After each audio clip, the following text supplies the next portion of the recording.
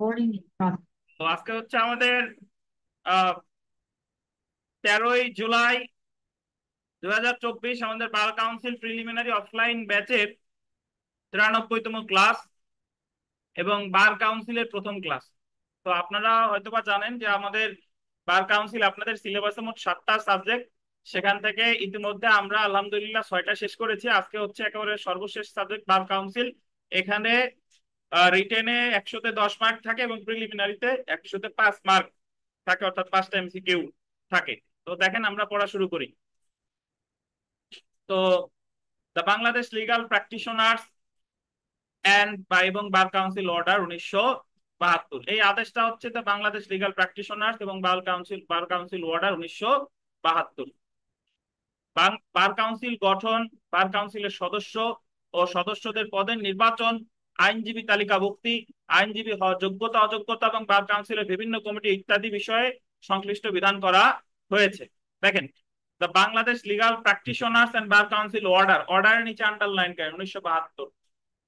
The Bangladesh legal practitioners and bar council order 1972 এবং the Bangladesh legal practitioners and bar council rules, rules এর নিচে underline করেন 1972। তাহলে এই জায়গায় প্রকৃতপক্ষে আইন কিন্তু দুইটা, একটা হচ্ছে অর্ডার, একটা হচ্ছে রুলস। একটা হচ্ছে অর্ডার, একটা হচ্ছে রুলস। দেখেন, তো অন্যদিকে অর্ডার এবং রুলস এর মধ্যে আসলে পার্থক্য কি? নর্মালি প্রথমে যে মূল যে আইনটা সেটা হলো অর্ডার, প্রেসিডেন্ট অর্ডার। প্রেসিডেন্ট 1972 সালে এই বার কাউন্সিল অর্ডারটা পাশ করে। কারণ অর্ডার পাশ করলো কেন? কারণ 1972 সালে কোনো নির্বাচিত সরকার ক্ষমতায় ছিল না। তো নর্মালি যখন কোনো নির্বাচিত সরকার ক্ষমতায় থাকে না, দেশের কোনো রাষ্ট্রপতি থাকে, তারা অর্ডিন্যান্স বা অর্ডার পাশ করে। তারা যখন কোনো আইন পাশ করে তখন সেটাকে বলে অর্ডিন্যান্স অথবা অর্ডার। বুঝতে পারছেন? তো আর সংসদ যখন কোনো আইন পাশ করে তখন আর সেটারে অর্ডিন্যান্স বা অর্ডার বলে না, সেটারে বলে কি, অ্যাক্ট, অ্যাক্ট বা কোড। যাই হোক, তো Bangladesh bar council, Bangladesh legal practitioners বার কাউন্সিল অর্ডার, এটা হলো 1972 সালের একটা অর্ডার বা আদেশ, যেটারে পরবর্তীতে ব্যাখ্যা করার জন্য আরো বিধিবিধান তৈরি করা হয়েছে। আরো বিধিবিধান ওই অর্ডারের কত অনুচ্ছেদ আছে? লিমিটেড, 46টা অনুচ্ছেদ আছে। তাহলে এই 46টা অনুচ্ছেদে ব্যাখ্যা করার জন্য পরবর্তীতে আরো একটা আইন পাশ করা হলো, সেটাকে বলে Bangladesh legal practitioners and bar council rules. Rules 1972, উভয়ই কত সালে? 72 সালে। অন্যদিকে আইনজীবীদের পেশাগত আচরণ বিষয়ে বিধান করা হয়েছে আন্ডারলাইন করেন, canons of professional conduct and etiquette. Bar council পরীক্ষায় মূলত গোল দিবেন, 3টি বিষয় পড়তে হয়। গোল দেন কয়টা বিষয়? 3টা। তো 3টার 2টা আমরা অলরেডি পেলাম, একটা হলো অর্ডার 1972 আর একটা হচ্ছে রুলস 1972। দেখেন, তো Bangladesh legal practitioners and bar council order 1972।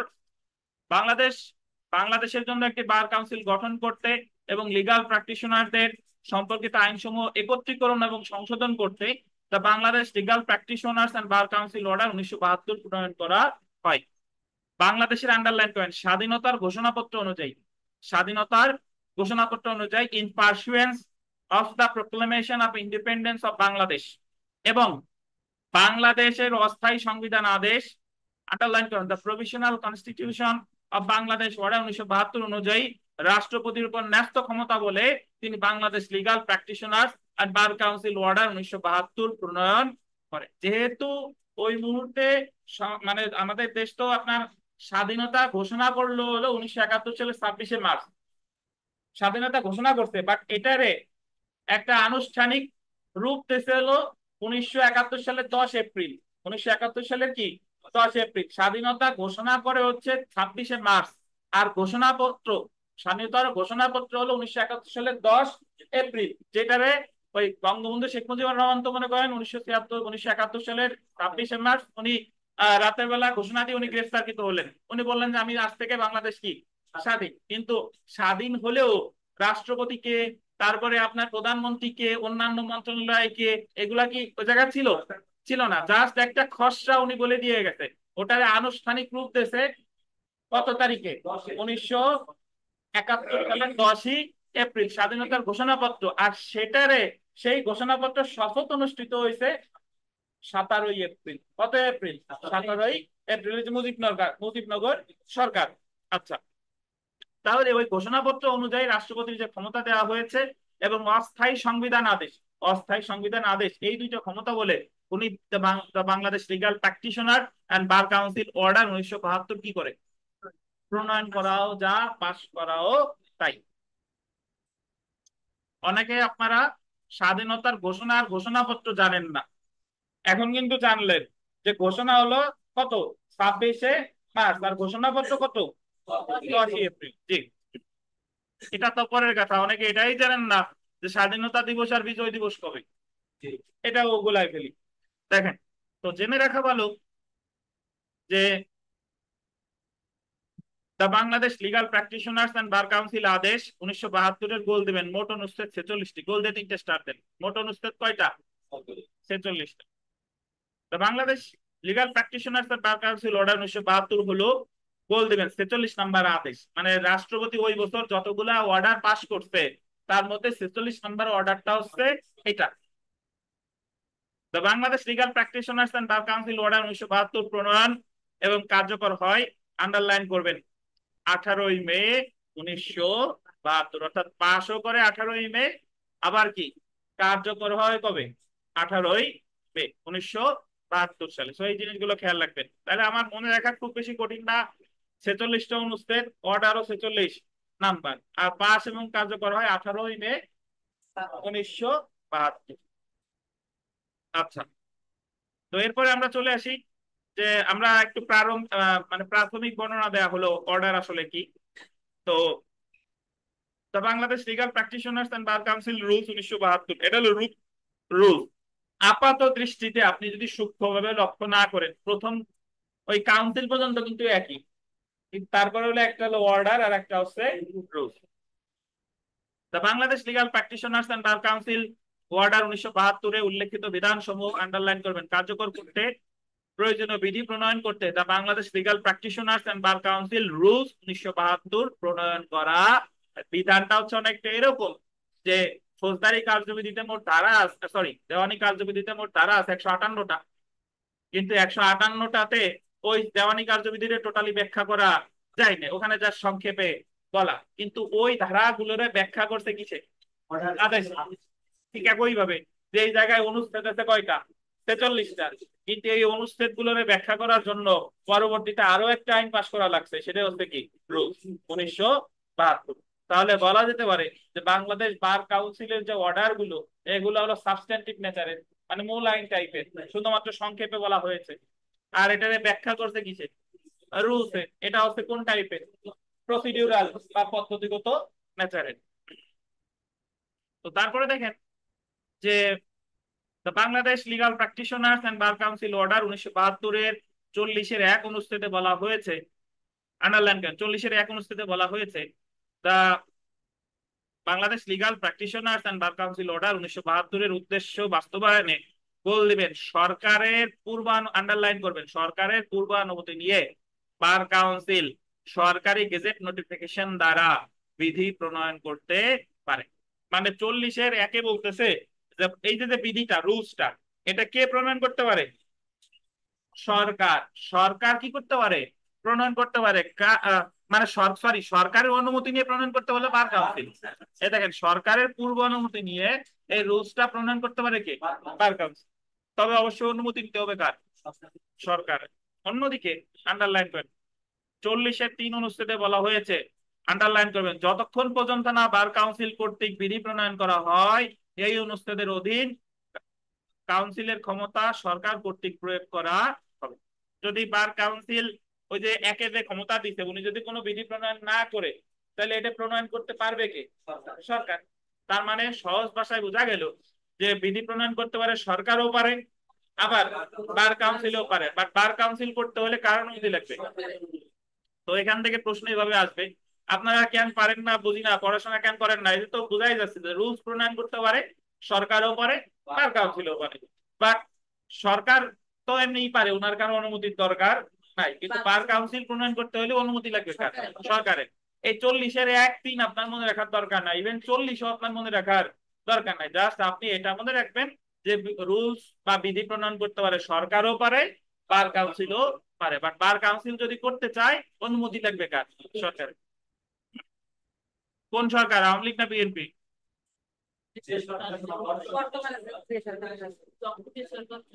দেখেন, অর্থাৎ 40-এর 1 অনুচ্ছেদ অনুসারে সরকারের পূর্বানুমত অনুমতি সাপেক্ষে বার কাউন্সিল বিধি প্রণয়ন করবে, কিন্তু বার কাউন্সিল এই বিধি প্রণয়ন না করলে, আন্ডারলাইন করবেন, 40-এর 3 অনুচ্ছেদ অনুসারে সরকার বিধি প্রণয়ন করতে পারে। এই বিধি আপনার 40 মনে রাখার কোনোই দরকার নাই, আপনি জাস্ট মনে রাখেন বিধি প্রণয়ন করতে পারে সরকার অথবা বাংলাদেশ বার কাউন্সিল। এই আদেশের 40 অনুচ্ছেদের 3 উপচ্ছেদে প্রদত্ত ক্ষমতা বলে সরকার, এটা আন্ডারলাইন করেন, সরকার বলতেন সরকার the Bangladesh legal practitioner and bar council rules 1972 প্রণয়ন। তবে যদি বলা হয় যে Bangladesh legal practitioner and bar council rules 1972, এটা কি বার কাউন্সিল পাস করছে নাকি সরকার পাস করছে? কে পাস করছে?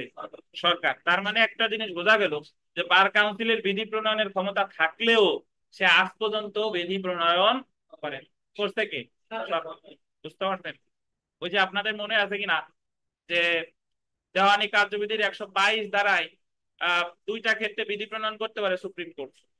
সুপ্রিম কোর্টের আপিল বিভাগ বা হাইকোর্ট বিভাগের 2 আদালতে দেওয়ানি মামলা পরিচালনার ক্ষেত্রে বিধি, অথবা আমাদের দেওয়ানি কার্যবিধির অধীন বিধি। কিন্তু ওনার বিধি প্রণয়নের ক্ষমতা থাকলেও আজ পর্যন্ত সুপ্রিম কোর্ট এখনো বিধি প্রণয়ন কি করে নাই। ঠিক একই ভাবে যে বার কাউন্সিলের বিধি প্রণয়নের ক্ষমতা থাকলেও আজ পর্যন্ত কি প্রণয়ন করে নাই। তাহলে এই যে বার কাউন্সিল অর্ডার, এটা পাস করছে কে? রাষ্ট্রপতি। আর রুলস পাস করছে কে? সরকার।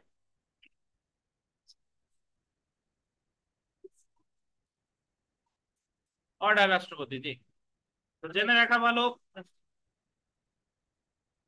বার কাউন্সিল অর্ডার 1972-এর 40-এর 1 অনুচ্ছেদ অনুসারে বার কাউন্সিল বিধি প্রণয়ন করতে পারে। The Bangladesh legal practitioners and bar council rules 1972 প্রণয়ন করেছে সরকার, বল দেবেন সরকার। আর Bangladesh legal practitioners and bar council order 1972-এর 40-3 অনুচ্ছেদে প্রদত্ত ক্ষমতা বলে সরকার the Bangladesh legal practitioners and bar council rules 1972 প্রণয়ন করেছে। তারপরে দেখেন, the Bangladesh legal practitioners and bar council rules 1972-এ মোট বল দিবেন 101টি বিধি আছে। তাহলে ওখানে অর্ডারে অনুচ্ছেদ আছে কয়টা? 46টা। আর আর রুলসে বিধি আছে কয়টা? অর্থাৎ 46টা অনুচ্ছেদে ব্যাখ্যা করছে কয়টা বিধি? 101টা বিধি।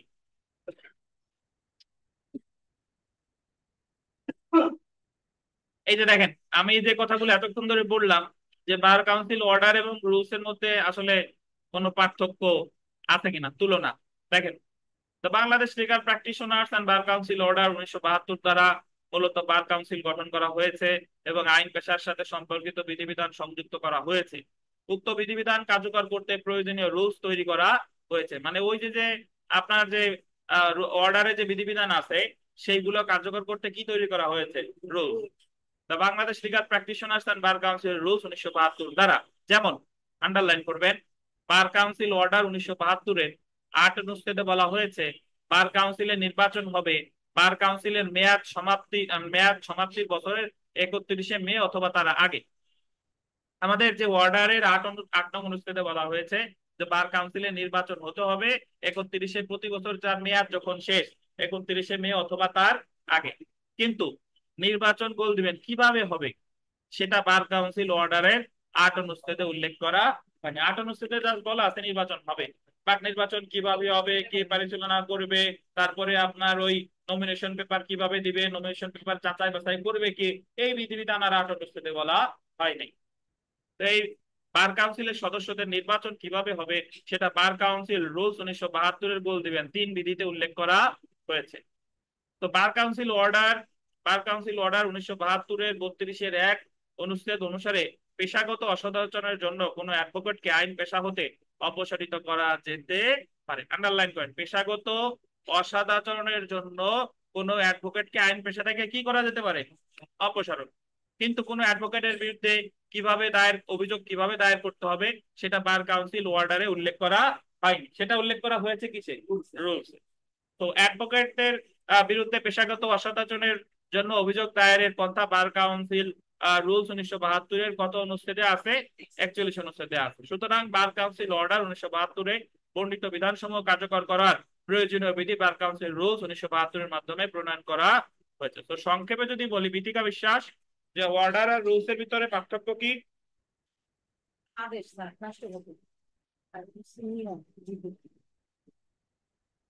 এ তো বাংলা বললেন, বাট পার্থক্য খেতে মিষ্টি না টক, ঝাল বেশি খাইছে এ বলবেন না? সরকার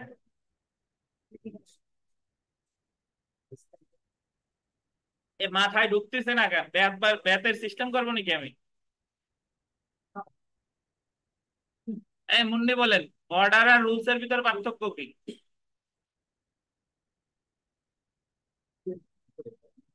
জি, ঘুমাইছিলেন? এই রুবেল, অর্ডার আর রুলস এর ভিতর পার্থক্য কি?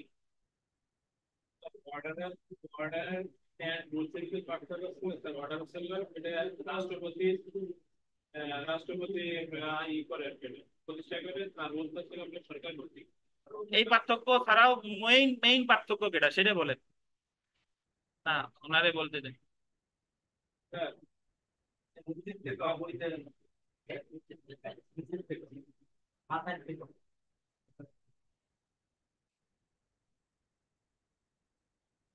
এই রহিম সাহেব, অর্ডার আর রুলস এর ভিতর পার্থক্য কি ভাই? অর্ডার হচ্ছে পাস করলে বাধ্য হচ্ছে রাষ্ট্রপতি, আর সরকার পাস করে। এটা বলছে উনি, আমি আসলটা জানতে চাচ্ছি। হ্যাঁ জানি, এই পার্থক্য জিগাই নাই, দুর্লভ কিছু বলেন। এই শেখর বলেন, শেখর, অর্ডার আর রুলস এর ভিতরে পার্থক্য কি? অসংখ্যবার বলছি।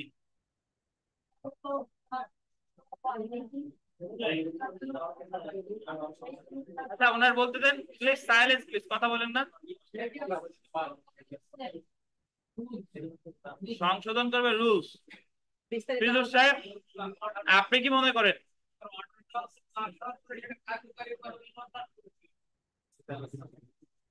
এই আনিস, আপনি বলেন দি। বিস্তারিত বিধিতে পরে আসলে অর্ডার, আর প্রথমে আসলে রুলস। বিকাশ, আরে মিয়া স্যার থামেন, বলেন আসমা বলেন।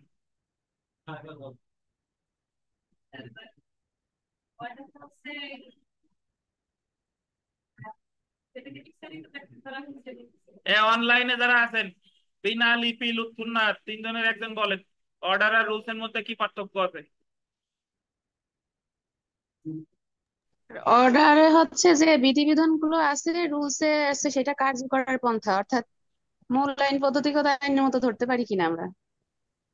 জি। আপনার বিবরণ, রুল অর্ডারের হচ্ছে বিবরণ। সেই কথাগুলো বিস্তারিত ভাবে ব্যাখ্যা করা হয়েছে কিসে? রুলসে। এই কথাগুলো করতে পারলেন না? রুলসে। না, আপনার তো যারা যারা জিজ্ঞাইছি তারে তারে বলতে হবে, কেন পারবেন না বিথিকা? এই এই এই টেবিল তো অভিশপ্ত হয়ে যাচ্ছে। এই টেবিলের সাথে আমি ই করে দেবো, সংযোগ বিচ্ছিন্ন করে দিতে হবে, তাহলে টেবিলের কাছে থেকে কিছু লিখতে পারতেছেন না। আর এ পড়ালেখায় পাস হবে না নেই, কলকাতা ওই কোটা লেবারের খালি খালি যাওয়া আসা আর টাকা পয়সা নষ্ট করা। দেখেন, বার কাউন্সিল পরীক্ষায় পাশ করতে হলে আপনাকে আউট অফ দা বক্স চিন্তা করার ক্ষমতা থাকতে হবে, মানে ওই বইতে যা পড়ছেন তা না। বইতে যা পড়ছেন তা তো বইতে আছেই, আপনারা ভিন্ন আঙ্গিকে চিন্তা করার ক্যাপাবিলিটি থাকতে হবে। দেখেন, পেশাগত আচরণ ও শিষ্টাচার বিধিমালা, তাহলে আমরা দুইটা জিনিস পেলাম, একটা হলো পেশাগত আচার, মানে একটা আগে পাইছিল অর্ডার 1972, আর একটা হলো রুলস। আর তখন আমরা পড়েছিলাম যে বার কাউন্সিলে মোট আইন পড়বো কয়টা? তিনটা। এই তিনটার ভিতরে এই যে আর একটা দেখেন, পেশাগত আচার ও শিষ্টাচার বিধিমালা, canons of professional conduct and etiquette, এটা বলি এটিকেট, এটিকুয়েট না, এটি কি? Etiquette. Canons of professional conduct আর কি? এটিকেট।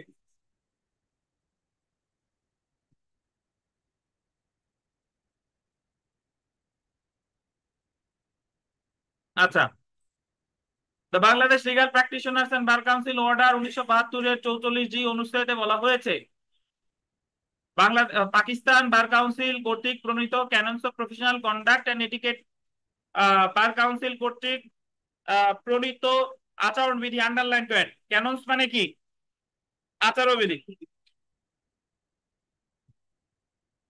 হিসেবে গণ্য হবে এবং পাকিস্তান কর্তৃক প্রণীত আচরণবিধিতে আন্ডারলাইন করেন পাকিস্তান শব্দের পরিবর্তে বাংলাদেশ শব্দ প্রতিস্থাপিত হবে। মানে আগে canons of professional conduct and etiquette এটা ছিল পাকিস্তান, যেহেতু স্বাধীনতার আগে তো পাকিস্তানি ছিলাম, তো সেই শিষ্টাচার বিধিমালাগুলো বাংলাদেশ আপনার গ্রহণ করছে, বাট ওই জায়গায় পাকিস্তান যে জায়গায় আছে সে জায়গায় কি শব্দটা ব্যবহার করা হবে?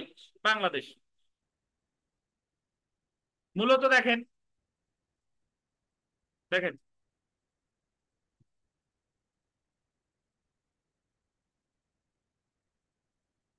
মূলত পাকিস্তান আমলে 1965 সালের 65 সালের আন্ডারলাইন করেন আইনজীবী ও বার কাউন্সিল আইন 1965 এর 48 কিউ, এই কিউ ধারা মারা কিছু মনে রাখার আপনার দরকার নাই, বুঝতে পারছেন?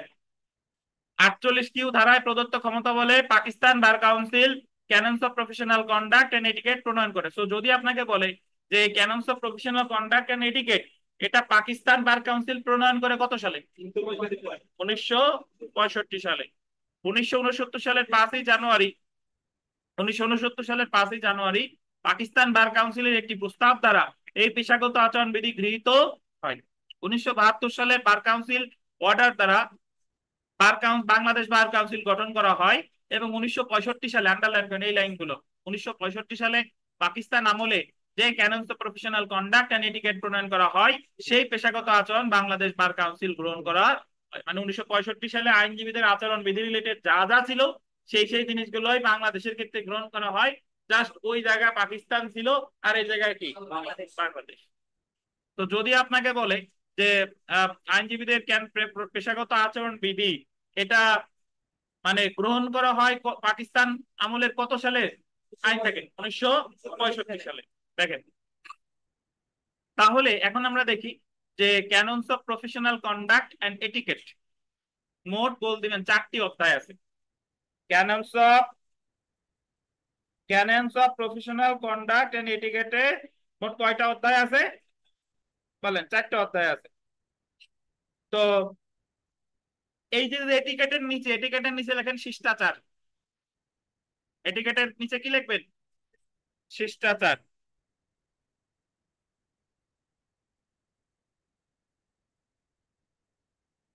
প্রথম অধ্যায় দেখেন, প্রথম অধ্যায়, অধ্যায় 1 আইনজীবীদের পারস্পরিক আচরণ। আইনজীবী শব্দটা গোল্ডেন, আচরণ শব্দটা গোল্ডেন, পরে টোটালি এই শব্দগুলো আন্ডারলাইন করেন। অর্থাৎ একজন আইনজীবীর সাথে আর একজন আইনজীবীর আচরণ কেমন হবে? কন্ডাক্ট উইথ রিগার্ড টু, ইংলিশটা আন্ডারলাইন করেন, with regard to other advocates. অন্য অ্যাডভোকেটদের প্রতি কর্তব্য বলে নাই, কি বলছে? আচরণ। একজন অ্যাডভোকেটের সাথে আর একজন অ্যাডভোকেটের আচরণ কিভাবে হবে এই জিনিসটা আছে কত অধ্যায়ে? প্রথম অধ্যায়ে। মোট বিধি আছে কয়টা? 11টা। মনে রাখতে হবে এটা, যে আইনজীবীদের সাথে আইনজীবীদের আচরণ কত অধ্যায় আছে? এক অধ্যায়ে। কয়টা বিধি আছে? 11টা বিধি আছে। আইনজীবীদের সাথে আইনজীবীদের কর্তব্য নাকি আচরণ? আচরণ। এবং conduct with regard to other advocates, conduct মানে হচ্ছে আচরণ, কন্ডাক্ট মানে কি? আচরণ। পরে দেখেন অধ্যায় 2 গোল্ডেন, মক্কেলের সাথে আচরণ। কন্ডাক্ট উইথ, মক্কেলের সাথে কি কর্তব্য না আচরণ? আচরণ। কন্ডাক্ট উইথ রিগার্ড টু কি? ক্লায়েন্ট। এখানে কয়টা আছে? 14টা। সো এখানেও মনে রাখবেন যে মক্কেলের সাথে আচরণ কত অধ্যায় আছে? 2 অধ্যায় আছে। মোট কয়টা বিধি? 14টা বিধি। অধ্যায় 3 দেখেন, আদালতের প্রতি দায়িত্ববোধ বা কর্তব্য। দায়িত্ববোধ শব্দটা বললেন ভাই, এটা কিন্তু আদালতের প্রতি আচরণ না, আদালতের প্রতি কি বলছে? দায়িত্ববোধ। Duty to the court. এই 4টা অধ্যায়ের ভিতরে শুধু ডিউটি শব্দটা আছে একটা অধ্যায়। কার সাথে? আদালতের সাথে। আর বাকি সবগুলোর সাথে কন্ডাক্ট। বাকি সবগুলোর সাথে কি? কন্ডাক্ট। সো যদি দেখেন আদালতের প্রতি দায়িত্ববোধ, ডিউটি টু দা কোর্ট, বিধি আছে কয়টা? 9টা। গোল্ডেন, 9টা গোল্ডেন। তাহলে আদালতের প্রতি যে দায়িত্ব কর্তব্য এটা কত অধ্যায় আছে ভাই? তৃতীয় অধ্যায়। ধন্যবাদ। 9টা। তাহলে আইনজীবীদের সাথে আইনজীবী 11টা, আইনজীবীদের সাথে মক্কেল 14টা, আর আদালতের সাথে আছে কয়টা? 9টা। আদালতের সাথে আচরণ না দায়িত্ব কর্তব্য? কর্তব্য। আচ্ছা, অধ্যায় 4 দেখেন। অধ্যায় 4 বললেন জনসাধারণের প্রতি আইনজীবীদের আচরণ। জনসাধারণের প্রতি আইনজীবীদের আচরণ, conduct with regard to the public generally. So এখানে কয়টা? 8টা। তাহলে 11, 14, 9, 8। এবং এটা মনে রাখার অনেকে আমি মনে ভুলে যাই যে 4টা অধ্যায় প্রথম কার কার সাথে কিভাবে মনে রাখবো। আপনি একটা একটা মানে একটা একটা জিনিস মনে রাখলে 4টা অধ্যায় আপনি মনে রাখবেন। মনে করেন সকালবেলা যখন আইনজীবী সাহেবরা কোর্টে যায়, খুব ভোরে 8টার সময় কোর্টে যায়, তখন মক্কেলরা আসে না। তখন একজন যায় আর একজনের সাথে খোঁজ গল্প করে যে কি অবস্থা, কি দেশা, কফি টফি খাওয়া খাই করে। তাহলে প্রথম অধ্যায় তো দেখা যাচ্ছে আইনজীবীদের সাথে আইনজীবীদের, বুঝতে পারছেন? একটু পরে মক্কেল আসা শুরু হয়, একটু পরে মক্কেল আসা শুরু হয়। তো মক্কেলের কাছ থেকে টাকা পয়সা নেয়, এটাই বা যা যা করণীয় তাই করে। তাহলে দ্বিতীয় অধ্যায় কার? আইনজীবীদের সাথে মক্কেল। এরপরে যায় কোর্টে, দেওয়ানি মামলা হলে দেওয়ানি আদালতে, ফৌজদারি মামলা হলে ফৌজদারি আদালতে। তাহলে তৃতীয় অধ্যায় কি? আইনজীবীর আদালতের প্রতি দায়িত্ব। এবং সবশেষে আপনি কোর্ট থেকে আসার পথে বিভিন্ন লোকজনের সাথে দেখা হয়। কেউ পার্টি অফিসে যান, কেউ অমুক জায়গায় যান, তমুক জায়গায় যান, কেউ গোপালগঞ্জ ক্লাবে যান। জনসাধারণের প্রতি আপনার যে দায়িত্ব, এটা আছে কত অধ্যায়? 4র্থ অধ্যায়। তাহলে আমি আদালতে প্রথমে যাচ্ছি, কোর্টে যাই, প্রথমে চেম্বারে গিয়ে আমার যারা সহকর্মী তার সাথে আমার দেখা হচ্ছে, মানে আইনজীবীদের সাথে আইনজীবী। তারপর মক্কেল আসলে দ্বিতীয় অধ্যায় মক্কেলের সাথে। তারপরে হচ্ছে আদালতে, তৃতীয় অধ্যায় কি? আদালতের প্রতি কর্তব্য। এবং সবশেষে হচ্ছে জনসাধারণের প্রতি আচরণ। এবং এই 4টা অধ্যায়ের মধ্যে আপনার মনে রাখতে হবে শুধু কর্তব্য আছে কত অধ্যায়? তৃতীয় অধ্যায়। বাকি সবগুলা আচরণ। তাহলে আমি এভাবে মনে রাখবো, প্রথম অধ্যায় আইনজীবীদের সাথে আইনজীবীদের আচরণ, বিধি কয়টা? 11টা। মক্কেলের সাথে আচরণ কয়টা? 14টা। আদালতের প্রতি দায়িত্ববোধ কয়টা? 6টা। আর জনসাধারণের প্রতি আচরণ কয়টা? জি। মোট কয়টা হলো? কয়টা?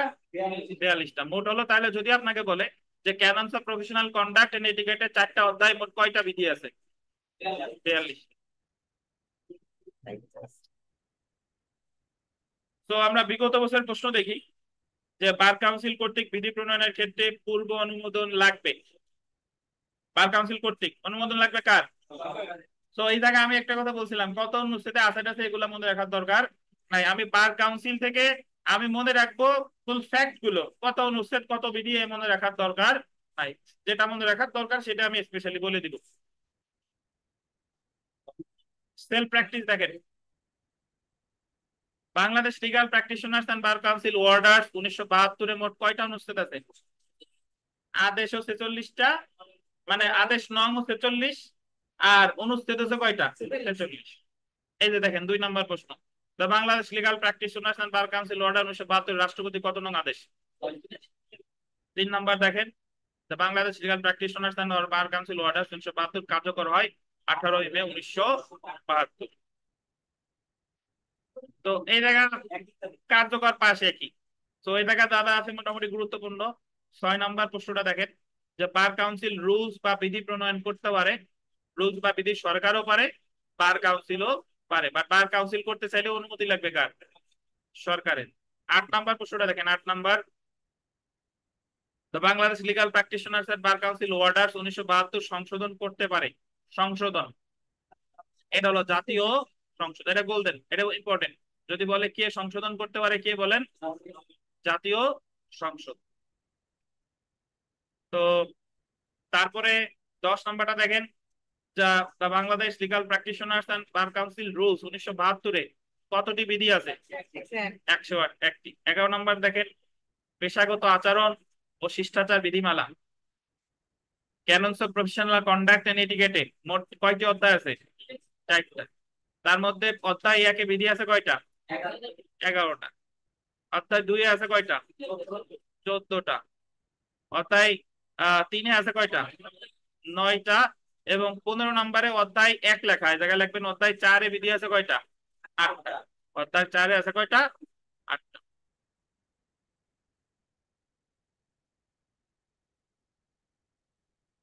এই পর্যন্ত যা পড়লাম কেউ বুঝেন নাই? কেউ আছেন?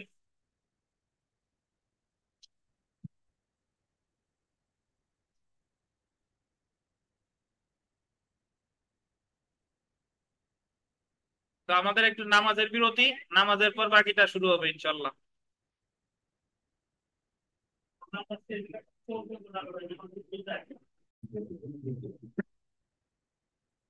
তো দেখেন, বার কাউন্সিলের বার কাউন্সিল অর্ডারের অধীন প্রতিষ্ঠান সমূহ, the Bangladesh legal practitioners and bar council order 1972-এর অধীন গোল দিবেন 3 শ্রেণীর প্রতিষ্ঠানের উল্লেখ আছে। পরীক্ষায় প্রশ্ন আসে যে Bangladesh legal practitioners and bar council অর্ডারে মোট কয় ধরনের প্রতিষ্ঠানের কথা বলা আছে? কয় ধরনের? 3 শ্রেণীর বা 3 ধরনের। প্রথম যেটা হচ্ছে Bangladesh bar council, Bangladesh bar council. পরে বলতেছে বার সমিতি, এবং সবশেষে বলতেছে ট্রাইব্যুনাল। শুনেন, তো 3 ধরনের প্রতিষ্ঠান। ওই যে আমাদের মৎস্য ভবন বা হাইকোর্টের মাঝামাঝিতে যেটা অবস্থিত সেটা হলো বাংলাদেশ বার কাউন্সিল। মানে বাংলাদেশ বার কাউন্সিল হচ্ছে আইনজীবীদের নিয়ন্ত্রক সংস্থা। তো এটা একটা। 2 নম্বরে বলেছে বার সমিতি। বার সমিতি মানে হচ্ছে যে ধরেন সারা বাংলাদেশে বিভিন্ন যে জেলায়, গোপালগঞ্জ বার সমিতি, ঢাকা জেলা বার সমিতি, খুলনা জেলা বার সমিতি, এইগুলা হচ্ছে কি স্থানীয় আইনজীবীদের নিয়ে যে সমিতি, সেটাকে বলে স্থানীয় বার সমিতি বা বার অ্যাসোসিয়েশন। আর একটা হচ্ছে ট্রাইব্যুনাল। তো ট্রাইব্যুনালের নরমালি কাজ কি? ট্রাইব্যুনালের কাজ হচ্ছে যে আইনজীবীরা যখন কোনো পেশাগত অসদাচরণ করে, মিসকন্ডাক্ট করে, তাদের বিচার হয় কোথায়? ট্রাইব্যুনালে।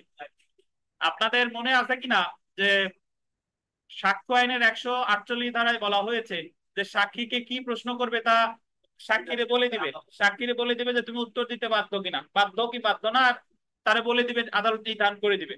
এবং 149-এ বললো যে যুক্তিসঙ্গত কারণ ছাড়া এই ধরনের প্রশ্ন করা যাবে না। আর 150-এ বললো যদি যুক্তিসঙ্গত কারণ ছাড়া প্রশ্ন করে তাহলে হাইকোর্টে নালিশ করবে, অথবা আইনজীবীরা যে সংস্থার অধীন, তাহলে আইনজীবীদের নিয়ন্ত্রক সংস্থা কি?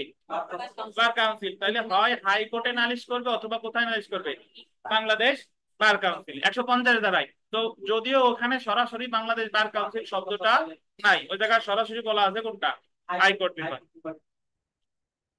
তো আমরা চলে আসি 3টা প্রতিষ্ঠানের। প্রথম যে প্রতিষ্ঠান সেটা বাংলাদেশ বার কাউন্সিলের। বার কাউন্সিল অর্থ হলো the Bangladesh legal practitioners and bar council order 1972-এর অধীন গঠিত বাংলাদেশ বার কাউন্সিল। ধারা 2 খ, এটা বলতেন 2 খ।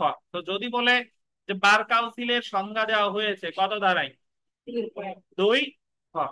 3 অনুচ্ছেদে বলা হয়েছে এই আদেশের বিধান অনুসারে গোল দিবেন গঠিত bar council Bangladesh bar council হিসেবে গণ্য হবে। তো 3 অনুচ্ছেদে বলা হয়েছে bar council Bangladesh bar council হিসেবে গণ্য হবে। আর বার কাউন্সিলের সংজ্ঞা দিছে কততে? 2 খ। তারপরে দেখেন, বাংলাদেশ বার কাউন্সিল একটি, আন্ডারলাইন করেন, সংবিধিবদ্ধ সংস্থা, বডি কর্পোরেট। এটা একটি স্বাধীন সংস্থা, ইন্ডিপেন্ডেন্ট বডি, স্বায়ত্তশাসিত বা স্বশাসিত সংস্থা, অটোনমাস বডি। তো এখান থেকে একাধিকবার প্রশ্ন আছে যে বার কাউন্সিল একটা কি সংস্থা? সংবিধিবদ্ধ সংস্থা, বা স্বাধীন সংস্থা, বা স্বায়ত্তশাসিত বা স্বশাসিত সংস্থা।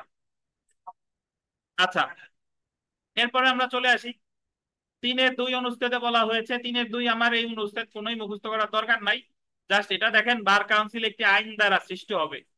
কি দ্বারা সৃষ্টি হবে? আইন দ্বারা। The bar council shall B A body corporate. তো এই অনুচ্ছেদ কোনো মনে রাখার দরকার নাই। আমরা চলে আসি জেনে রাখা ভালোতে। দেখেন, জেনে রাখা ভালো যে বাংলাদেশ বার কাউন্সিল গঠন করা হয়েছে রাষ্ট্রপতির আদেশ দ্বারা। আর রাষ্ট্রপতির গোল দিবেন 46 নং আদেশ, the Bangladesh legal practitioners and bar council order 1972-এর গোল দিবেন 3 অনুচ্ছেদ দ্বারা বার কাউন্সিল গঠন করা হয়েছে। তো যদি আপনাকে পরীক্ষায় প্রশ্ন আসে যে বার কাউন্সিল গঠন করা হয়েছে কত অনুচ্ছেদে? 3 অনুচ্ছেদটা একটু মনে রাখেন। গঠন করছে কত অনুচ্ছেদে? 3 অনুচ্ছেদে। আর বার কাউন্সিলের সংজ্ঞা দেওয়া হয়েছে কততে? 2 এর খ। 2 এর খ। অনুচ্ছেদ লেখেন, ধারার তো কোনো বিধান নাই। আচ্ছা, ধারা তো নাই, অনুচ্ছেদ হবে। দেখেন, বার সমিতি, বার অ্যাসোসিয়েশন, দুই খ খ, ধারা থাকলে অনুচ্ছেদ হবে। জি, তো এই জায়গা দেখেন দুই খ খ, তো বার কাউন্সিল বলেছে দুই খ, আর বার অ্যাসোসিয়েশন দুই খ খ। তো Bangladesh legal practitioners and bar council order 1972 দুই খ খ অনুসারে বার সমিতি আবার দুই ধরনের বললেন। বার সমিতি আবার কয় ধরনের? দুই ধরনের। একটা হচ্ছে, আন্ডারলাইন করবেন, সুপ্রিম কোর্ট বার সমিতি, সুপ্রিম কোর্ট বার অ্যাসোসিয়েশন। আর একটা হচ্ছে স্থানীয় বার সমিতি বা লোকাল বার অ্যাসোসিয়েশন, যেমন ঢাকা বার সমিতি, যশোর বার সমিতি ইত্যাদি। এই বার কিন্তু আবার ওই যে বিশেষ জিনিস খাওয়ার বার না, আবার বলেন না। তো এটা হচ্ছে যে সুপ্রিম কোর্ট বার সমিতি আর স্থানীয় বার সমিতি। তো আমরা জেনে রাখা ভালোতে আসি, Bangladesh legal practitioners and bar council order 1972 গোল দিবেন 39 অনুচ্ছেদ অনুসারে বার কাউন্সিল, এই 39 অনুচ্ছেদটা একটু মনে রাখতে হবে, বার কাউন্সিল যে কোনো বার সমিতিকে স্বীকৃতি দিতে পারে। তাহলে বার সমিতির স্বীকৃতি দিবে কে? বার সমিতির স্বীকৃতি দিবে কে? Bar council. সরকার দিবে না, কে দিবে? Bar council. অর্থাৎ বার কাউন্সিল বার সমিতি অনুমোদন করবে, এবং এই ক্ষেত্রে আন্ডারলাইন করবেন, সরকারের অনুমতি নেওয়ার প্রয়োজন। বিথিকা বিশ্বাস যদি মনে করে যে কোটালীপাড়া যত আইনজীবী আছে, উনি আইনজীবী হওয়ার পরে কোটালীপাড়াটা বার সমিতি তৈরি করবে, তাহলে কোটালীপাড়া বার সমিতি উনি তৈরি করতে পারে, বাট অনুমোদন লাগবে কার? বাংলাদেশ বার কাউন্সিলের। জি, তারপরে দেখেন, the Bangladesh legal practitioners and bar council order 1972 গোল দিবেন দুই চ অনুচ্ছেদ অনুসারে, দুই চ অনুচ্ছেদ অনুসারে স্থানীয় বার সমিতি অর্থ হলো, আচ্ছা দুই চ মনে রাখার দরকার নেই, জাস্ট এটা মনে রাখেন, স্থানীয় বার সমিতি অর্থ হলো জেলায় যে কোনো বার সমিতি বা 39 অনুচ্ছেদের অধীন স্বীকৃত অন্য যে কোনো বার সমিতি, আন্ডারলাইন করবেন। কিন্তু সুপ্রিম কোর্ট বার সমিতি স্থানীয় বার সমিতি অন্তর্ভুক্ত হবে না। সুপ্রিম কোর্ট বার সমিতি আলাদা, আর স্থানীয় বার সমিতি আলাদা। তাহলে আমরা বার কাউন্সিল সম্পর্কে জানলাম, দুইয়ের খ, গঠন বলছে 3 অনুচ্ছেদ। বার সমিতি সম্পর্কে জানলাম, দুইয়ের খ খ, দুইয়ের খ খ। বার সমিতি কয় প্রকার? দুই প্রকার। এখন আমরা জানবো ট্রাইব্যুনাল। ট্রাইব্যুনাল দেখেন, ট্রাইব্যুনাল বলছে 33 অনুচ্ছেদ, আন্ডারলাইন করেন, এই 33 অনুচ্ছেদটা মনে রাখতে হবে। যদি বলে বার কাউন্সিল ট্রাইব্যুনাল সম্পর্কে আলোচনা করা হয়েছে কত অনুচ্ছেদে? 33 অনুচ্ছেদে। তো বাংলাদেশ বার কাউন্সিল অর্ডার 1972 গোল দিবেন দুইয়ের রায় অনুচ্ছেদ অনুসারে, গোল দিবেন ট্রাইব্যুনাল অর্থ হলো এই অর্ডারের অধীন গঠিত tribunal. Bangladesh legal practitioners and bar council order 1972 underline করবেন 33 অনুচ্ছেদ অনুসারে ট্রাইব্যুনাল গঠন করা হয়। তো যদি বলে ট্রাইব্যুনাল গঠন করা হয় কত অনুচ্ছেদে? 33 অনুচ্ছেদে। তারপরে দেখেন 33 1 অনুচ্ছেদ অনুসারে বার কাউন্সিল এক বা একাধিক ট্রাইব্যুনাল গঠন করতে পারে, এটা বলতেন, এক বা একাধিক।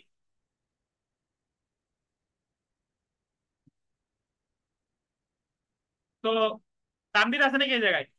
জি।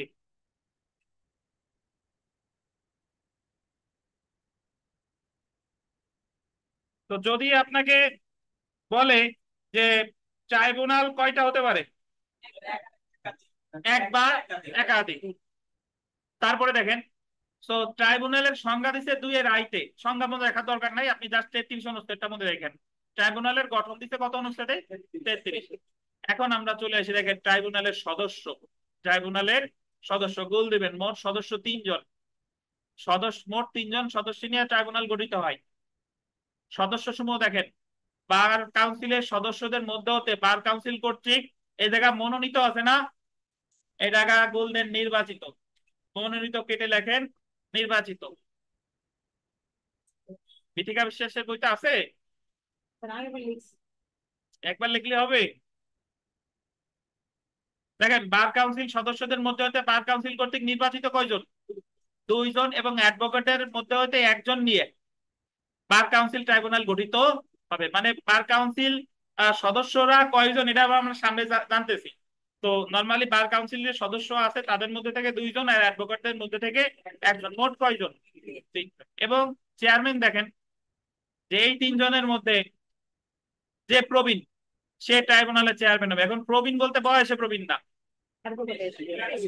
কর্মে প্রবীণ, কর্মে প্রবীণ। জি। তাহলে আমরা জেনে রাখা এখানে যে জিনিসগুলো গুরুত্বপূর্ণ, যে ট্রাইব্যুনাল আছে কত অনুচ্ছেদে? 33 অনুচ্ছেদে। তারপরে আরো দেখতে হবে যে ট্রাইব্যুনাল কত সদস্যের, কয়জন নির্বাচিত? দুইজন নির্বাচিত। চেয়ারম্যান হবে কে? কর্মে যে প্রবীণ সে। জেনে রাখা ভালো। দেখেন, অ্যাটর্নি জেনারেল ট্রাইব্যুনালের সদস্য হবে না। তিনটে স্টার দেন। পরীক্ষায় বহুবার এসেছে যে নিম্নের কোনটি সদস্য অ্যাটর্নি জেনারেল হবে না? ট্রাইব্যুনাল। এখন আপনাদের মধ্যে অনেকেই আবার অ্যাটর্নি জেনারেল কি সেটাই জানেন না, ধরে নিই জানেন না। সেটা হচ্ছে বাংলাদেশ সংবিধানের 64 অনুচ্ছেদে অ্যাটর্নি জেনারেল সম্পর্কে বলা হয়েছে, অ্যাটর্নি জেনারেলকে নিয়োগ দেয় রাষ্ট্রপতি। অ্যাটর্নি জেনারেল একজন আইনমন্ত্রীর সমান পদমর্যাদা সম্পন্ন ব্যক্তি। তিনি হচ্ছেন রাষ্ট্রের প্রধান আইন বিষয়ক কর্মকর্তা। তো অ্যাটর্নি জেনারেল নিয়োগ দেয় কে? রাষ্ট্রপতি। সংবিধানের কত অনুচ্ছেদে? 64-তে। তার কোনো নির্দিষ্ট মেয়াদ নাই, রাষ্ট্রপতির সন্তোষজনক সীমা অনুযায়ী তিনি এই দায়িত্ব পালন করবেন। তো যিনি অ্যাটর্নি জেনারেল আমরা সামনে পড়বো, তিনি হচ্ছে এক্স অফিসিও, মানে পদাধিকার বলে বাংলাদেশ বার কাউন্সিলের চেয়ারম্যান। অ্যাটর্নি জেনারেল হচ্ছে বাংলাদেশ বার কাউন্সিলের কি? চেয়ারম্যান। তবে অ্যাটর্নি জেনারেল ওই যে ট্রাইব্যুনাল আছে, ট্রাইব্যুনালের কি হবেন না? সদস্য হবেন না। তারপরে দেখেন, আন্ডারলাইন করেন, পদাধিকার বলে বার কাউন্সিলের সচিব হবে ট্রাইব্যুনালের সচিব। পদাধিকার বলে ইংরেজি কি? X officio. X officio. আপনার ফৌজদারি কার্যবিধিতে দেখি বিদ্যুৎ সাহেব বলেন জাস্টিস অফ দা পিস কত কত ধারায় আছে? জাস্টিস অফ দা পিস কত কত ধারায় বিধিকা? 22 আর 25। ধন্যবাদ। বলেন তো 25। 22-এ কি আর 25-এ কি? 22 হলো নিয়োগ দেবে আর 25-এ কি? পদাধিকার। Ex officio justice of the peace, মানে কেউ নিয়োগ দেয় নাই, আগে থেকেই অমুক হচ্ছে পদাধিকার বলে জাস্টিস অফ দা পিস। ঠিক একই ভাবে অ্যাটর্নি জেনারেল হচ্ছে পদাধিকার বলে বাংলাদেশ বার কাউন্সিলের কি? চেয়ারম্যান। আবার বার কাউন্সিলের যিনি সচিব মানে সেক্রেটারি, তিনি হচ্ছেন বাংলাদেশ বার কাউন্সিলের যে ট্রাইব্যুনালেরও সচিব। এটাই বলছে কততে? 49 বিধি। এটা বলছে 49 বিধি। এই বিধিটা মনে রাখতে হবে, 49।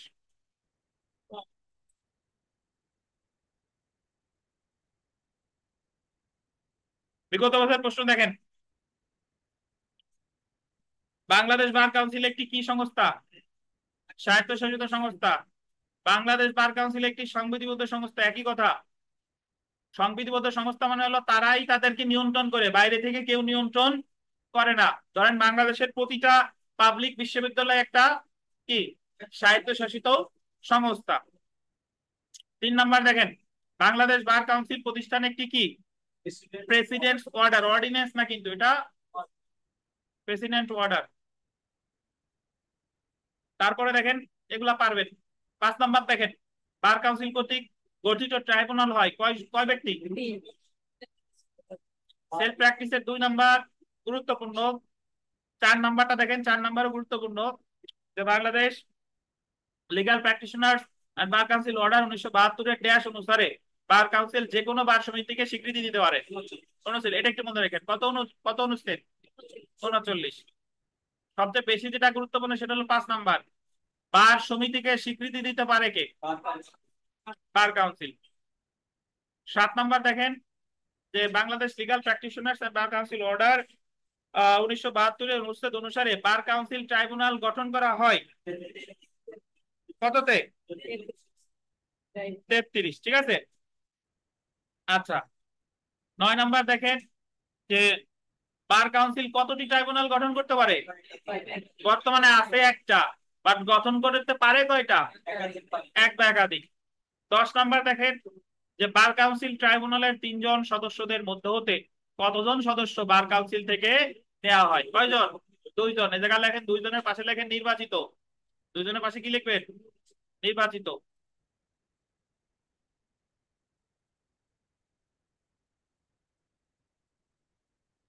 11 নম্বর দেখেন, বার কাউন্সিল ট্রাইব্যুনালের চেয়ারম্যান হবে ট্রাইব্যুনালের 300 সদস্যের মধ্যে যে প্রবীণ। ঠিক আছে। 12 নম্বর দেখেন যে ট্রাইব্যুনালের সদস্য হবে না কে? কে হবে না? Attorney general. অ্যাটর্নি জেনারেল হচ্ছে রাষ্ট্রের কে? ধরেন পিপির যে কাজ করে জেলা পর্যায়ে, আর সারা বাংলাদেশে সেই কাজ করে কে? Attorney general. পিপি আর দেওয়ানির মামলার ক্ষেত্রে সরকারি উকিলকে কি বলে? পিপি। জি। GP, Banglalink, Airtel. দেখেন, তাহলে আমরা চলে আসি বার কাউন্সিলের মেয়াদ। বার কাউন্সিলের মেয়াদ আন্ডারলাইন করেন, 4 অনুচ্ছেদে বলছে বার কাউন্সিলের মেয়াদ হবে 3 বছর। এই জায়গায় অ্যাকচুয়ালি বার কাউন্সিলের মেয়াদ বলতে বার কাউন্সিলের কমিটির মেয়াদকে বোঝানো হয়েছে। মানে একটা কমিটি বার কাউন্সিল পরিচালনা করবে না, বুঝতে পারছেন? তো তার কমিটির মেয়াদ কত বছর? মানে বার কাউন্সিলের নির্বাচন অনুষ্ঠিত হয় 3 বছর পর পর। সুতরাং বার কাউন্সিলে নির্বাচিত সদস্যদের মেয়াদ ও গোল দিবেন 3 বছর। কত বছর? 3 বছর। এই 3 বছর মেয়াদ শুরু হবে বার কাউন্সিলে আন্ডার লিখবেন সাধারণ নির্বাচনের পর 1 জুলাই হতে। পরীক্ষায় প্রশ্ন আসবে যে বার কাউন্সিলের কমিটির মেয়াদ শুরু হবে সাধারণ নির্বাচনের পর কয় তারিখ থেকে? 1 জুলাই থেকে। বার কাউন্সিলের মেয়াদ শেষে বার কাউন্সিলের সদস্যরা গোল দিবেন তাদের কি হারাবে? পদ হারাবে। মেয়াদ শেষে সদস্যরা কি হারাবে? পদ হারাবে। জেনে রাখা ভালো, বার কাউন্সিলের সাধারণ নির্বাচন হয় বার কাউন্সিলের মেয়াদ আন্ডারলাইন করেন যে বছর শেষ হয় সেই বছরের 31শে মে বা তার পূর্বে। অনুচ্ছেদ কত? 8। একটু বিষয়টা বুঝেন। মানে যদি এরকম হয় যে 3 বছরের শেষ বছর হলো 2024, তাহলে নির্বাচন হবে হয় 31শে মে অথবা তার আগে। 2024 সালের 31শে মে হবে অথবা তার আগে। আর নির্বাচন হওয়ার পরে, নির্বাচন হয়ে গেল, কমিটির দায়িত্বপ্রাপ্তরা এই ক্ষমতা গ্রহণ করবে কয় তারিখ থেকে? 1 জুলাই থেকে। ওই যে একটু আগে বললাম না যে, ওই যে দেখেন 1 জুলাই হতে শুরু হয়, 1 জুলাই হতে শুরু হয়। অন্যদিকে বার কাউন্সিলের মেয়াদ শুরু হয় বার কাউন্সিলের সাধারণ নির্বাচনের আন্ডারলাইন করেন 1 জুলাই হতে। তাহলে এখানে দুইটা জিনিস আছে ভাই। যদি বলে নির্বাচিত সদস্যরা পদ গ্রহণ করবে বা ক্ষমতা গ্রহণ করবে কবে থেকে, আর নির্বাচন অনুষ্ঠিত হবে যে বছর শেষ সেই বছর কয় তারিখ? ধন্যবাদ। এই দুটা গুরুত্বপূর্ণ। তো এইভাবে মনে রাখেন যে 31শে মে এর কথা বলছে 8 অনুচ্ছেদে, আর 1 জুলাইয়ের কথা বলছে কততে? 4।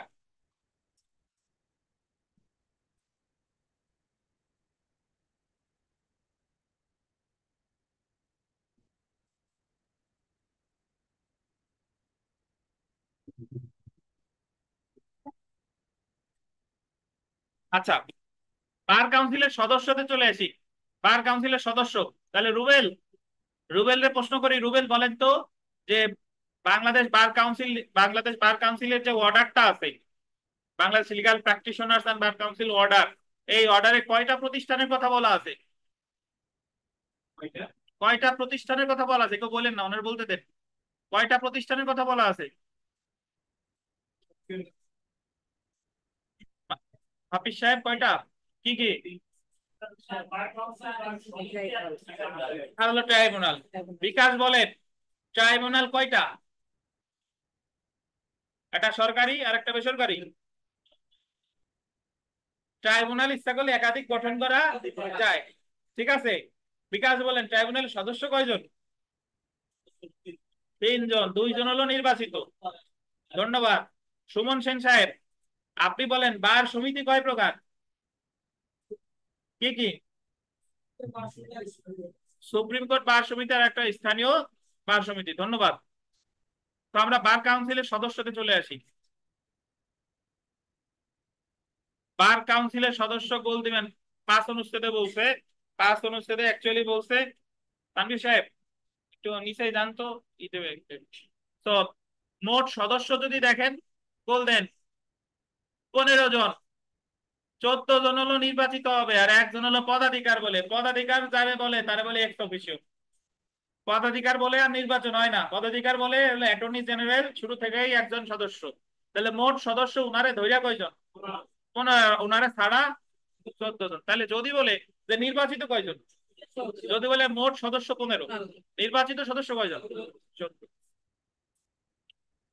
পদাধিকার বলে বাংলাদেশের আন্ডারলাইন করেন অ্যাটর্নি জেনারেল আর সাধারণ আসন থেকে নির্বাচিত 7 জন অ্যাডভোকেট এবং 7টি গ্রুপ ভিত্তিক আঞ্চলিক বার সমিতি হতে 7 জন অ্যাডভোকেট। তো আপনি এইভাবে মনে রাখবেন, অ্যাটর্নি জেনারেল পদাধিকার বলে সাধারণ আসন থেকে 7 জন, আর সারা বাংলাদেশ বার অ্যাসোসিয়েশনকে 7টা গ্রুপে ভাগ করবে, সেই 7টা গ্রুপ থেকে 7 জন। তাহলে 7 7 14 আর কত? 1। তারপরে দেখেন, আঞ্চলিক বার সমিতি হতে আন্ডারলাইন করবেন 7 জন অ্যাডভোকেটকে নির্বাচিত করার জন্য সরকার বার সমিতিকে 7টি গ্রুপে বিভক্ত করবে। মানে সারা বাংলাদেশে যত বার অ্যাসোসিয়েশন আছে এদের ভাগ করবে কয়টা অঞ্চলে? 7টা। তাহলে এখানে বলেন, এই পীযূষ সাহেব, বার কাউন্সিলের সদস্য কয়জন? মোট 15 জন। নির্বাচিত কয়জন? 14 জন। অনির্বাচিত ওনারা কি বলে? পদাধিকার বলে। আর এই 14 জনের মধ্যে সাধারণ আসন থেকে কয়জন? 7 জন। আর গ্রুপ ভিত্তিক থেকে 7 জন। ধন্যবাদ।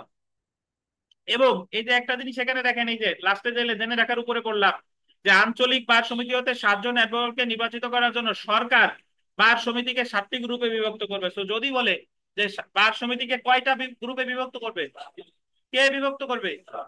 সরকার। জেনে রাখা ভালো। পদাধিকার বলে বাংলাদেশের অ্যাটর্নি জেনারেল বার কাউন্সিলের সদস্য। বার কাউন্সিলের 15 জন নির্বাচিত সদস্যের মধ্যে 7 জন সাধারণ আসনে নির্বাচিত এবং 7 জন আঞ্চলিক বার সমিতি হতে নির্বাচিত, এবং একজন পদাধিকার বলে, অর্থাৎ আন্ডারলাইন করে 14 জন নির্বাচিত এবং একজন হচ্ছে পদাধিকার বলে কি মনোনীত। কোন অ্যাডভোকেট, এটা গুরুত্বপূর্ণ, আন্ডারলাইন করেন, কোন অ্যাডভোকেট পর পর বা ধারাবাহিকভাবে 2বারের অধিকবার বার কাউন্সিলের সব সদস্য পদ গ্রহণ করবে, মানে উনি সর্বোচ্চ সদস্য নির্বাচন পর হতে পারবে কয়বার? 2বার পর ওনার কি দিতে হবে? গ্যাপ দিতে হবে, আবার আবার 2বার। কিন্তু একটানা 2বারের বেশি হবে না। বলে নাই যে সর্বসাকুল্যে 2বার, কি বলছে বলেন তো? পর 2বার। বুঝতে পারছেন? তাহলে এখান থেকে প্রশ্ন আসবে যে, ভাই কষ্ট দিলাম, তো এখান থেকে প্রশ্ন আসবে যে দেখেন, তাহলে যদি বলে যে বার সমিতির সদস্যরা কয়বারে বেশি থাকবে না? 2বার বেশি। ধন্যবাদ। আমরা চলে এসে এখানে বার কাউন্সিলের সদস্যদের পদ শূন্য হওয়া।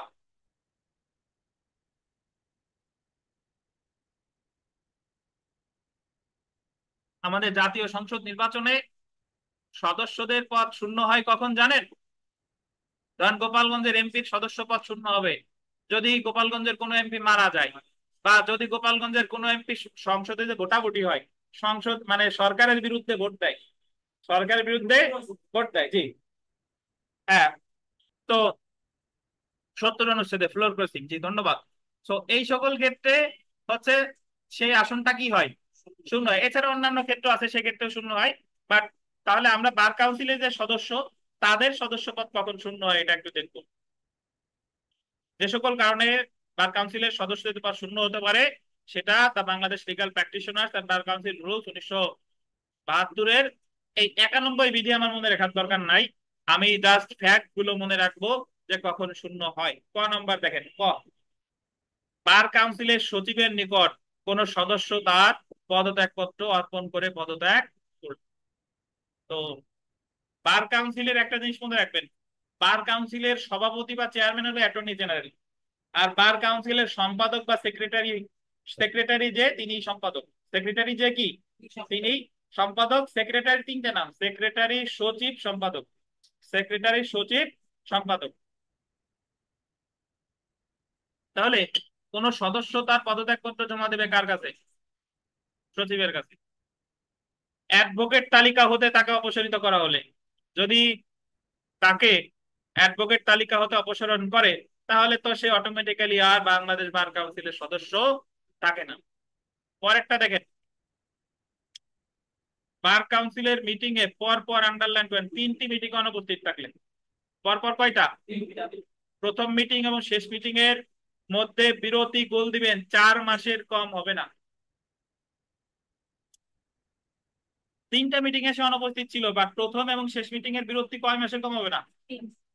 4 মাসের কম হবে না। 4 মাসের কম হবে না। শর্ত হলো বার কাউন্সিলের চেয়ারম্যানের নিকট থেকে, আন্ডারলাইন করবেন, চেয়ারম্যানের নিকট থেকে অনুমতি নিয়ে অনুপস্থিত থাকলে সেটা মিটিং এ অনুপস্থিত হিসেবে গণ্য হবে না। যদি কেউ চেয়ারম্যান, বার কাউন্সিলের চেয়ারম্যান কে, অ্যাটর্নি জেনারেলের কাছ থেকে অনুমতি নিয়ে যদি অনুপস্থিত থাকে তাহলে এই বিধানটা প্রযোজ্য হবে।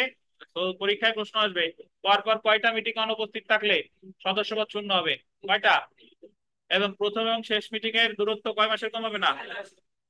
কার কাছ থেকে অনুমতি নিলে? Attorney general. আন্ডারলাইন করেন, সুপ্রিম কোর্টের বিচারক হিসেবে তাকে পদোন্নত করা হলে। সুপ্রিম কোর্টের বিচারক না বিচারপতি? বিচারক। বিচারক আর বিচারপতির ভিতর পার্থক্য কি? ওকে, জজ কোর্টের বিচারপতি। আগেও বলছি আপনাদের, নামবীর বলেন।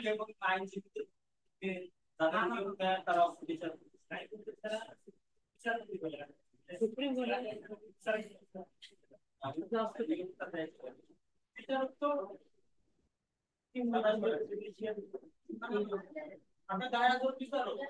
সুপ্রিম কোর্টের বিচারক। আচ্ছা শুনেন, ব্যাখ্যাটা আছে এরকম যে নরমালি সুপ্রিম কোর্টে যারা, সুপ্রিম কোর্টের দুইটা ভাগ, সুপ্রিম কোর্টের এক ভাগ হলো সবার উপরে হচ্ছে আপিল বিভাগ, তারপর হলো হাইকোর্ট বিভাগ। তো এই দুই বিভাগের যারা বিচার কার্য পরিচালনা করে তাদেরকে বিচারপতি বলে। বাট বাংলাদেশ সংবিধানে শুধুমাত্র প্রধান বিচারপতির আগেই বিচারপতি শব্দটা উল্লেখ করা হয়েছে। এছাড়া হাইকোর্ট বিভাগ বা আপিল বিভাগের অন্যান্য যারা, যাদের সেই ক্ষেত্রে বিচারক শব্দটা বলা হয়েছে। তাহলে এখন প্যাসের কথা, তাহলে আমরা বলবো কি? নর্মালি যেটা মনে করা হয় যে সুপ্রিম কোর্টের যারা বিচার কার্য পরিচালনা করে তারা, তাদেরকে কি বলা হয়? বিচারপতি, আবার তারা বিচারক।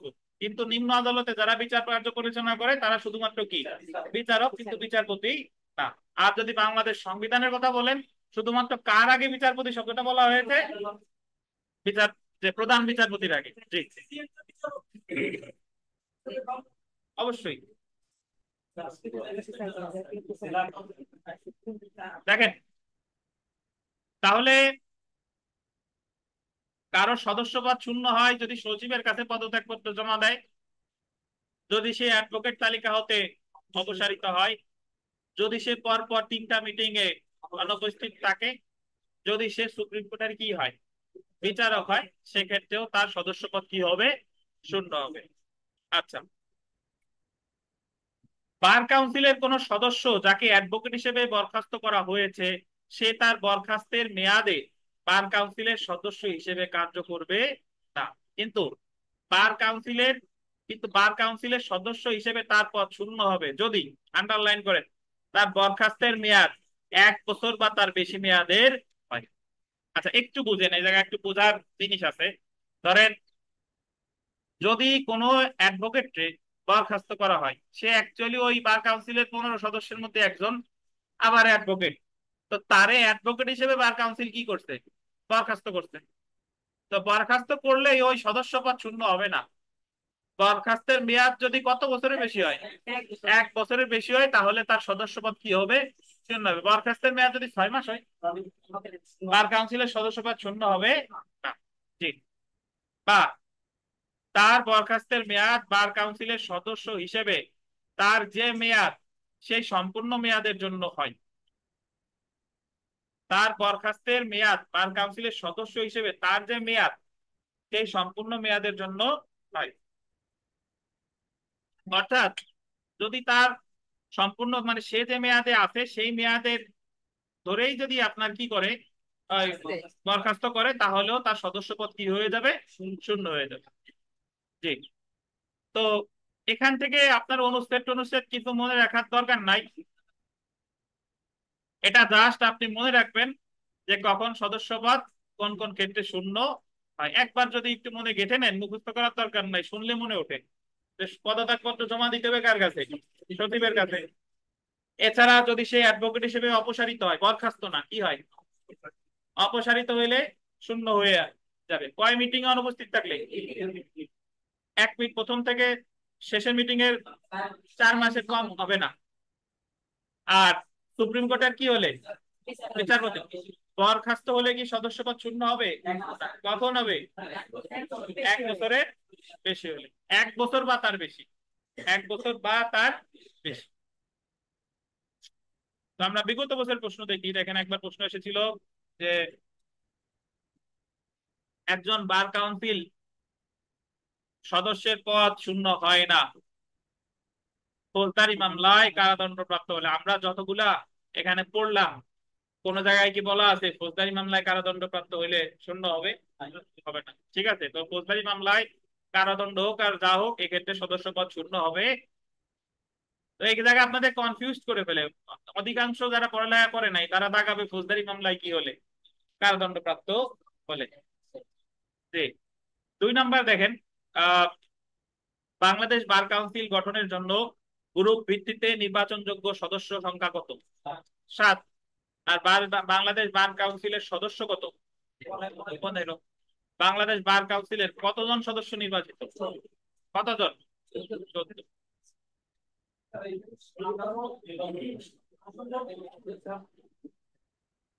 সাধারণ আসন বলতে আপনার ওই যে বোঝায় ওই দলীয় যেটা, যে আওয়ামী পন্থী মানে এই টাইপের।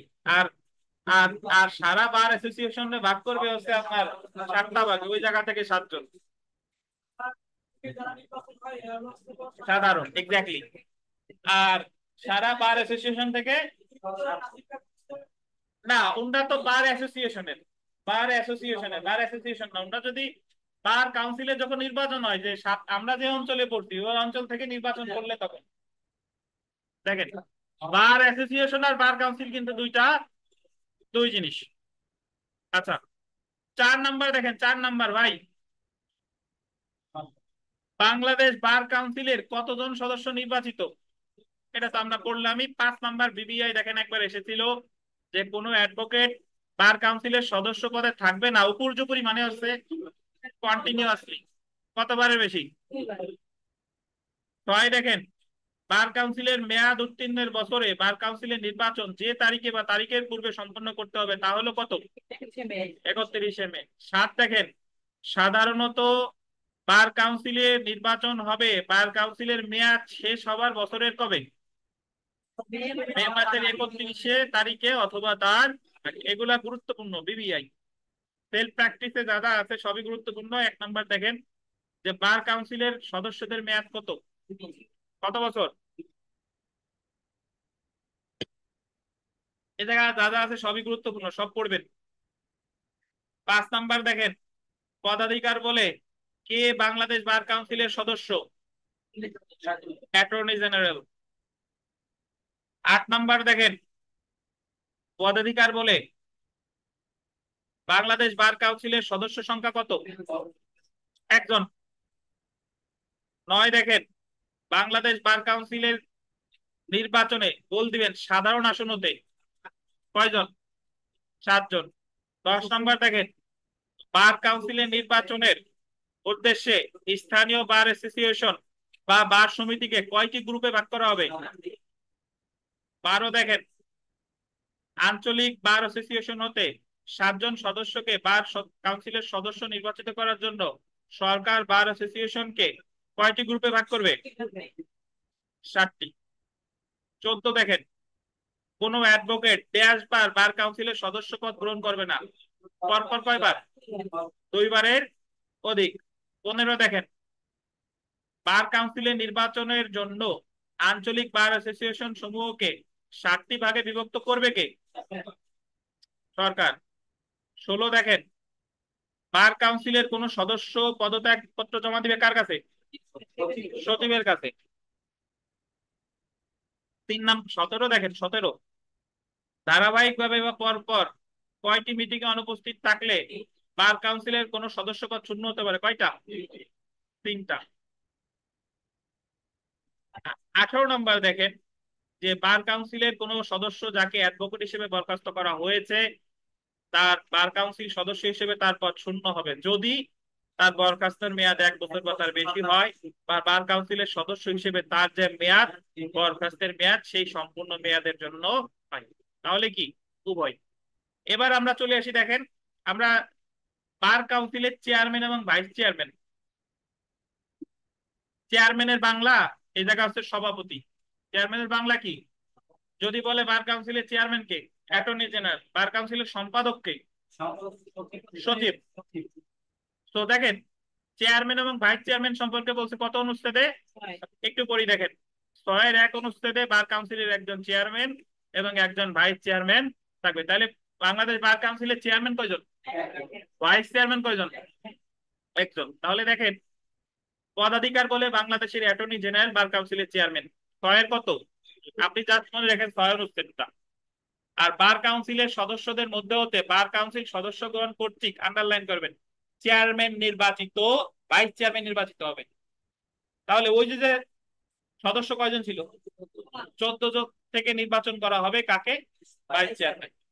তাহলে চেয়ারম্যান কিন্তু পদাধিকার বলে, কিন্তু ভাইস চেয়ারম্যান কি পদাধিকার বলে? ভাইস চেয়ারম্যান কি নির্বাচিত। আর চেয়ারম্যান ভাইস চেয়ারম্যান সম্পর্কে বলছে কত অনুচ্ছেদে? 6 মনে রাখলেই হবে, 6। না, ভাইস চেয়ারম্যান তো সচিব না, কি বলেন? এই 14 জন যে নির্বাচন, 14 জন ভোট দেবে।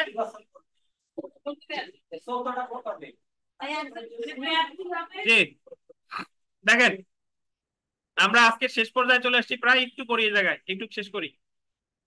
বার কাউন্সিল গঠনের পর আন্ডারলাইন করবেন, ইহার প্রথম মিটিং এ, বার কাউন্সিলের প্রথম মিটিং শব্দটা বললেন, সহসভাপতি বা ভাইস চেয়ারম্যান নির্বাচন হবে। তাহলে পরীক্ষায় প্রশ্ন আসবে যে ভাইস চেয়ারম্যান বা সহসভাপতি নির্বাচিত হবে কোন মিটিং এ? বিথিকা বিশ্বাস, চেয়ারম্যান নির্বাচিত হবে কোন মিটিং এ? ওটা পদাধিকার, যা ঘুষ আছে আপনার। দেখেন বার কাউন্সিলের নির্বাচন আন্ডারলাইন করেন, ব্যালটের মাধ্যমে হবে। এটা গোল দিবেন, গোপন ব্যালটের মাধ্যমে নয়। মানে কে কারে ভোট দিয়েছেন জানা যাবে, এটাই সবচেয়ে ভালো। কে কারে ভোট দিছে কি জানা যাবে, গোপনীয় না। ভোট দিচ্ছে বিথিকা যদি রুবেলরে ভোট দেয়, রুবেল জানতে পারবে যে বিথিকা রুবেলরে ভোট দিছে। জি। তাহলে বার কাউন্সিলের এই যে সদস্যদের মানে বার কাউন্সিল নির্বাচন ব্যালটের মাধ্যমে হবে, কিসের মাধ্যমে নয়? গোপন ব্যালটের মাধ্যমে নয়। এবার একটু সচিবটা দেখেন, সচিব সেক্রেটারি 6-এর ক। 2012 সালের আগে বার কাউন্সিলে কোনো সচিব ছিলেন না। তাহলে এই যে দেখেন, তাহলে সচিব পদ সৃষ্টি করা হয় কত সালে? 6 ক।